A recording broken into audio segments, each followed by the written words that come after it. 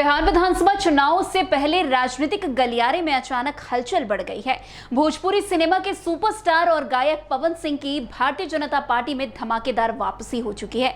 मंगलवार यानी कि 30 सितंबर 2025 को दिल्ली में पवन सिंह ने उपेंद्र कुशवाहा से मुलाकात की थी। इतना ही नहीं, उन्होंने भाजपा के राष्ट्रीय अध्यक्ष जेपी नड्डा और केंद्रीय गृह मंत्री अमित शाह से भी भेंट किया।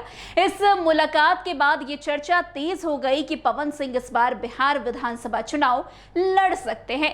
वैसे आपको बता दें कि अब ये एक बड़ा और सवाल उठ रहा है कि अगर पवन सिंह चुनावी मैदान में उतरते हैं तो भाजपा उन्हें किस सीट से टिकट दे सकती है।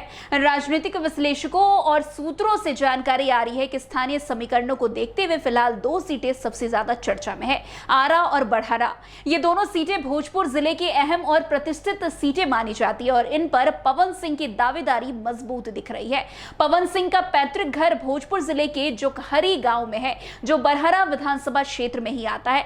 इसके अलावा उनका एक और घर है आरा टाउन में, यानी दोनों ही सीटों पर उनका निजी और पारिवारिक जुड़ाव रहा है। यही कारण है कि भाजपा इन दो सीटों को लेकर रणनीति बना रही है। पवन सिंह राजपूत जाति से आते हैं। भोजपुर जिले की राजनीति में राजपूत, यादव और कोयरी जातियां निर्णायक भूमिका निभाती है। खासकर आरा और बरहरा में राजपूत मतदाताओं की अच्छी खासी संख्या है। इसके अलावा यादव और कोयरी वोटर्स भी यहां राजनीतिक समीकरण को संतुलित करने का काम करते हैं। वैसे मुस्लिम वोटर भी आरा सीट पर 10% से अधिक है, जो चुनावी नतीजों में अहम भूमिका निभा सकते हैं।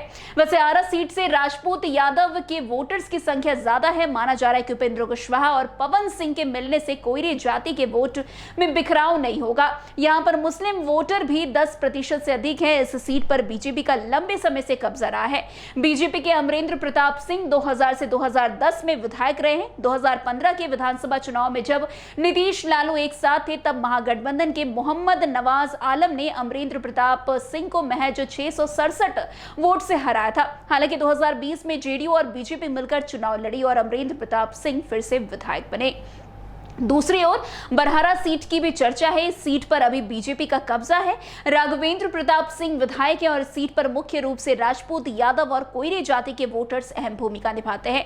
राघवेंद्र प्रताप सिंह 6 बार इस सीट से विधायक भी रह चुके हैं। वैसे 1885 में जनता दल और 1990 और 1995 में जनता दल, 2000 में आरजेडी के टिकट पर वो जीते थे। 2005 में जेडीयू से आशा देवी जीती थी। 2010 में भी आरजेडी से राघवेंद्र प्रताप सिंह जीते थे, लेकिन 2015 में सरोज यादव आरजेडी से जीत गए थे।